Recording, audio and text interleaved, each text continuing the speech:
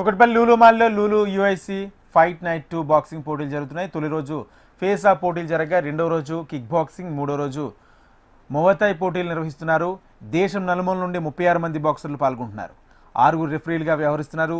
మాలో kick boxing పోటీలు మొట్టమొదటిసారి నిర్వహిస్తున్నామని Lulu group regional director Abdul Khadir Sheikh తెలిపారు. హైదరాబాద్లో కిక్ బాక్సింగ్ పోటీలు నిర్వహించడం జరుగుతోంది. నిజంగా ఇది చాలా చాలా చాలా ఎగ్జైటింగ్గా ఉంది. సో ఇలాంటి పోటీలు మాల్లో నిర్వహించడం అనేది ఇది ఫస్ట్ టైం. ఇది క్రీడల్లో ఒక విధంగా క్రీడలను ప్రోత్సహించడం అనే ఉద్దేశంతో చేస్తున్నాము. ఇది యుఐసి ఆధ్వర్యంలో లూలు మాల్లో నిర్వహించడం జరుగుతుంది. సో అందరూ ఈ అవకాశం, ఇది నిజంగా చాలా అద్భుతంగా జరుగుతుంది. ఇక్కడ చాలా ఉత్కంఠగా జరుగుతోంది. మీరు చూడొచ్చు, వెనకాల చాలామంది ఉన్నారు.